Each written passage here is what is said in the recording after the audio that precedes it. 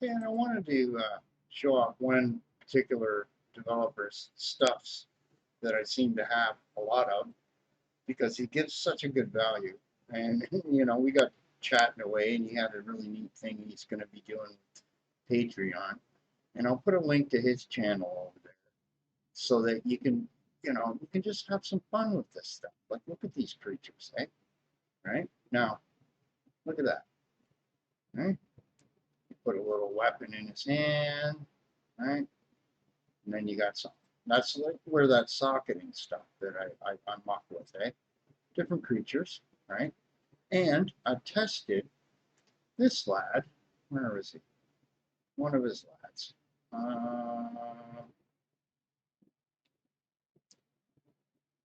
One of the ones he gave out two free meshes to everybody, and I used one in a little thing on Twitter. A musician had done a song, so what I did was, and I've done this with other things like a little animated cat that's dancing. I put this "Staying Alive" song above it, and it looks like he's dancing to disco music, right?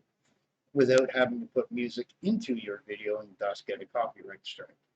Because if you click on that, it will, you know, the difference is on a PC versus a phone, you can run the audio in the background and listen and look at the whatever. And anyway, it's kind of a way to, I'm getting around a rule, but you know, I'm sure that eventually you'll look at the video anyway. But anyhow, so these are just some of the things, right? Like these, I was going to use these as uh, one of the four races of Stargate, right? The bear people. You remember the short little fuzzy bears? That was a made up episode in a made up thing, and they never really got to see them, right? Well, maybe this is a devolved form of them, right? And then maybe you have some evil ones. It was the whole concept. It's out there still for me to play around with, and so could you if you grab this.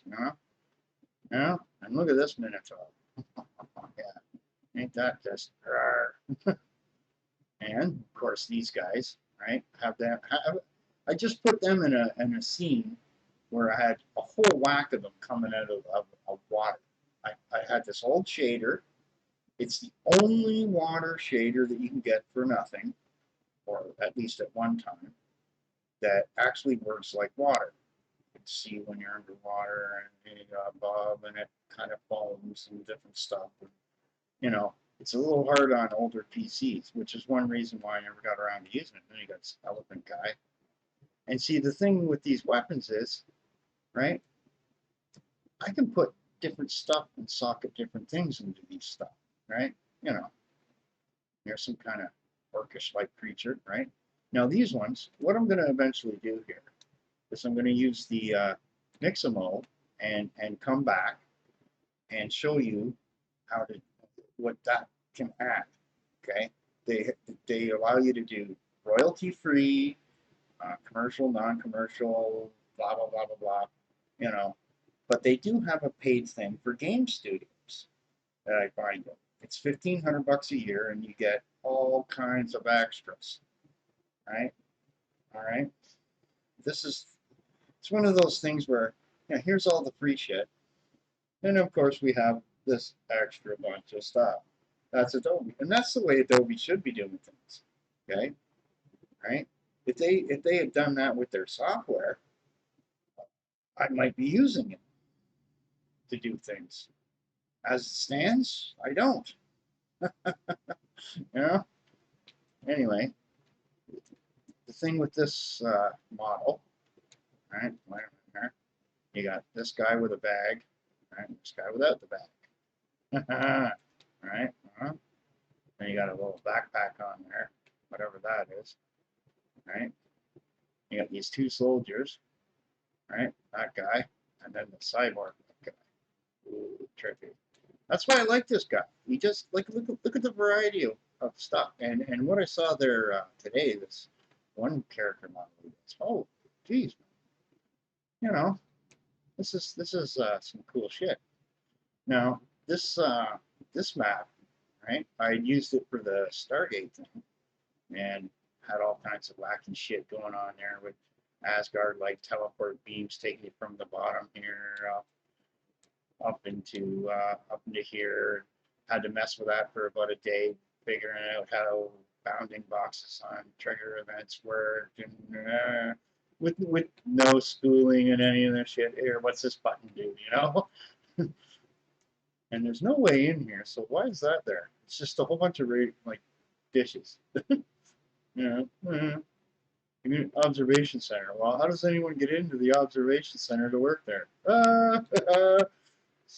Little thinking there.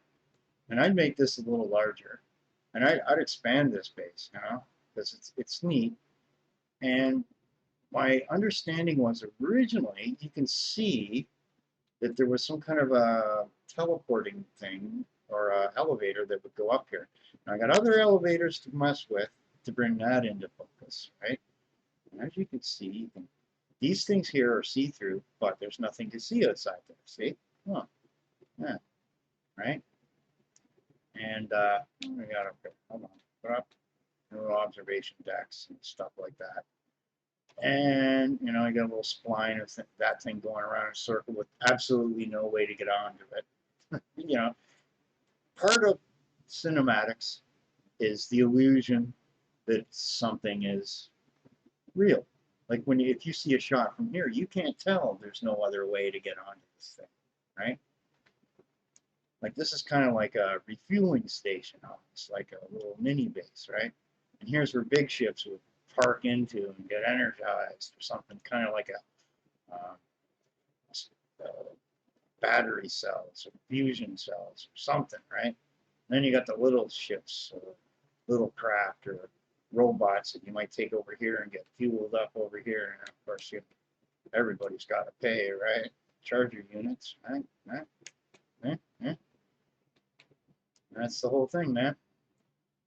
It's kind of a neat thing. Now, there was an update to something about textures and things. So of course, you got the little hologram things in here.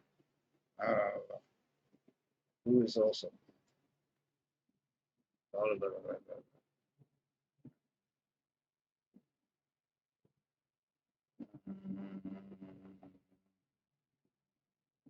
don't know, something very insane there. What's this about?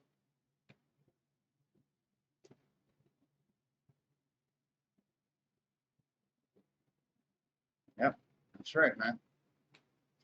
Now, I had to move these things around a little bit and then redo the lighting because the character tries to walk between those two things. He can't for some reason because the character's collision runs into things. But it's kind of neat. I have no idea what these giant sized pop cans are doing here, but who knows? Maybe people plug in and just bring giant cans of Pepsi with them in the future. I don't know. It's just kind of, yeah, okay. That's right. But I'm going to fill the rest of this up with all the male Paragon characters. Just going to get everybody into one big scene here and just like, wow, it's a lot of hard drive space suddenly taken up. This stuff is just silly, right? But I will. Those guys at the back, I'm going to play around with them and get them doing different mixable things. And like I said, I read it off of their terms that they changed in September of 2021 that you're allowed to use royalty free any of this stuff. Okay. And they do have two plugins, one for Unreal Engine 4 and one for Unreal Engine 5, and they're both like $50 or something like that. You can start doing this retargeting and putting your animations in just lickety split.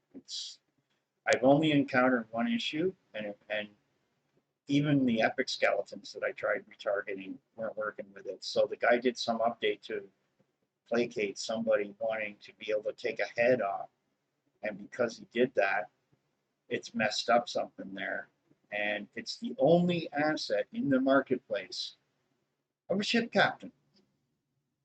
So I say to you people out there that make these things, make some ship captains. You know, do some other stuff. a little bit, you know. Make some weird looking ship captains too, you know? Space agent kind of wacky ones or something, you know. Come up with like, you know, crazy stuff. Just put a like a captain's hat on its head, and there you go, right? You know, Admiral Fish Sticks, and whatever the heck that is. It's like a shark, hammerhead. Yeah, good ideas, man. Good ideas. This one is funny, cool. That's just there's a that's a futuristic crazy Nazi thing. Ooh, Three's Germany. Ooh, bad. Kill them all. Kill them all. Kill them all. Well, not all, but just gotta take over and make them not do those silly things. Easily, too. Look at that. That's some neat looking stuff. Good stuff. And of course, you can retarget all of these to your player characters too. Right? Imagine making a game with all these guys. Or have energized weapons. See, that's the thing that the next thing I'm kind of starting to play with is putting effects onto those little weapons there after they've been socketed, that kind of jazz. So that's the next kind of thing to play around. I might be a little late on the Halloween thing just because I'm doing all kinds of stuff, just all kinds of stuff.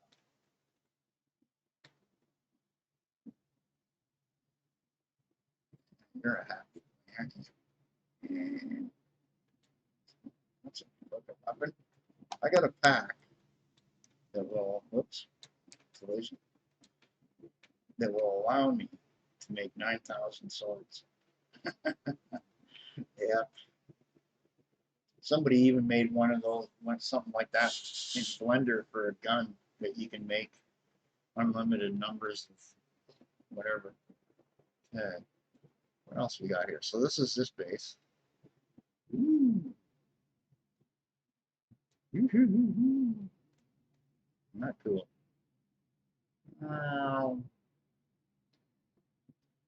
I like this new PC so much, so much nicer to use. This is a $600 computer, everybody. You know, I mean, you can cry about 30 series, 20 series, and 40 series all you want. I mean, do we need ray tracing? Do we really need it? You know, for thousands of dollars? No. Like, I just I think you know what's going to probably end up happening. Once this card blows up, and the one I have in my spare PC, I'll probably go get an AMD card because they don't give a shit about it either. They'd rather give you a card that you know can do things. I like their CPUs, but you know Intel's trying to put it out. They were at TwitchCon doing a lot of stuff, so you know it's just some neat looking creatures. Elephant guy's pretty trippy too. Good looking him, eh? Wow, that's cool.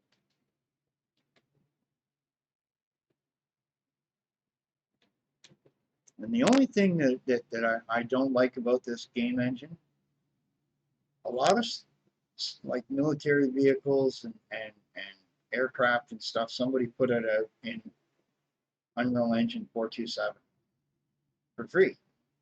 But in order to bring it down to 426, is like 4 pages of don't screw up or you'll mess your engine up and have to reinstall and start over again kind of crap. And I'm like, I just won't use that shit.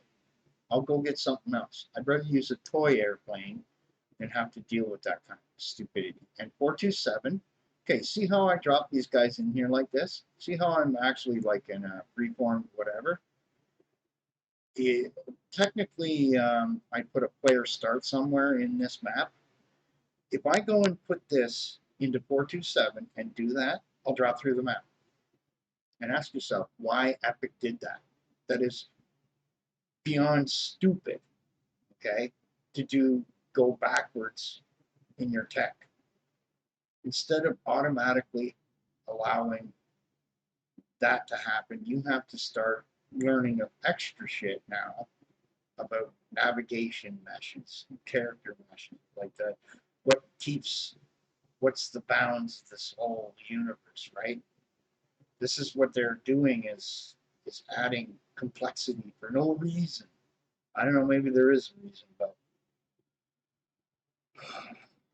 because I've added several of these older, not this isn't particularly a problem, but several of the older ones, and the second you put the player character in, he falls through the fucking map.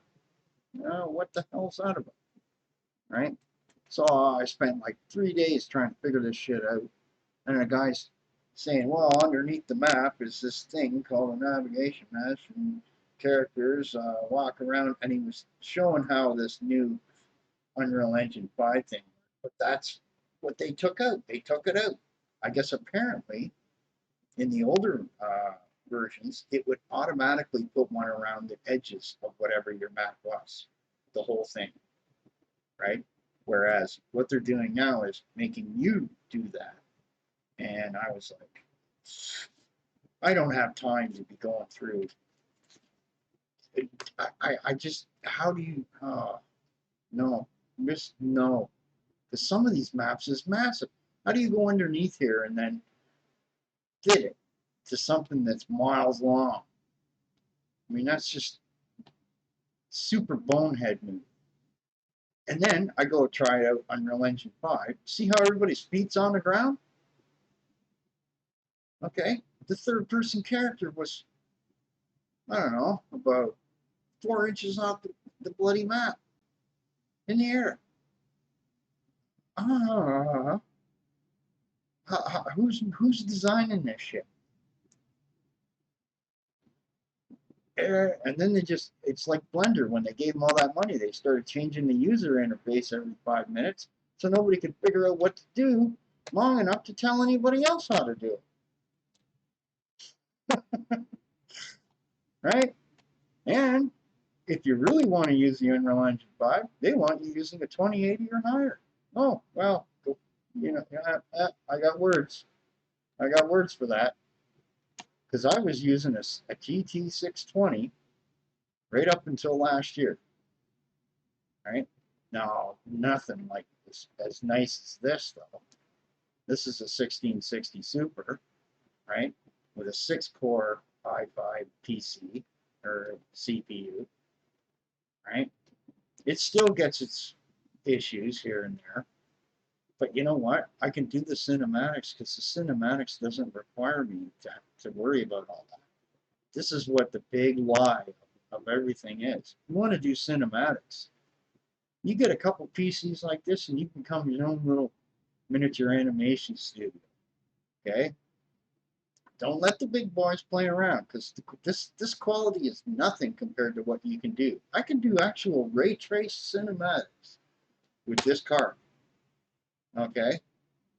It's a trick. And we were discussing it with some pro Hollywood guys that do this stuff. How do you think they make so much bloody money? Some of these people. They figure all this crap out, eh? Well, what if I did this? What if I did that?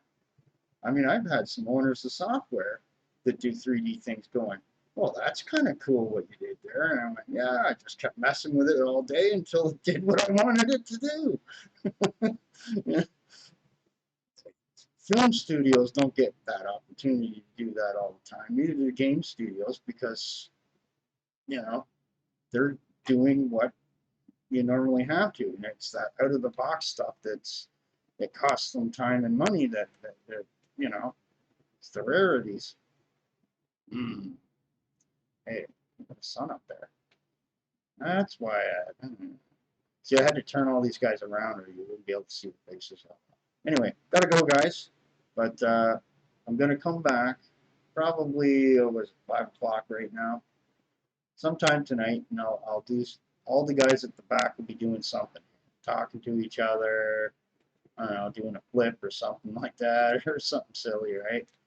And that's just you know, just to show you that there's a ton of things you can do with this stuff. Like I've already been doing. I found out Twitter has a 500 meg limit on size, 720p. So, and it originally said 2 minutes and 20 seconds. Well, I used DaVinci Resolve and some settings and got a 3 or 4 minute video up there, right? Just doing things, right? So that was just a test to see what the limits were, right? So, you do a lot in 3 or 4 minutes. And if you really want to look at what I'm talking about for fooling people, next time you're watching one of your sci-fi shows, when a CGI thing pops up, start counting. You will rarely see anything longer than 3 to 5 seconds, because any longer, and it has to become more and more realistic to you. Your brain will start to try and analyze things, right? But if it's just, oh, commercial, that your brain doesn't get the chance to really go with it. You can get away with a ton more crap. That's part of the illusion, right? Right? I do like these guys. They're pretty cool. I like all this stuff, you know. And there's a couple, and this guy isn't the only guy that's doing good stuff over at Epic, you know. And that's the other point. Maybe I should do a little special now and then and just do some crazy stuff with some of these guys' stuff, right? Because then they get a little more exposure, right? And the idea is, I know other people.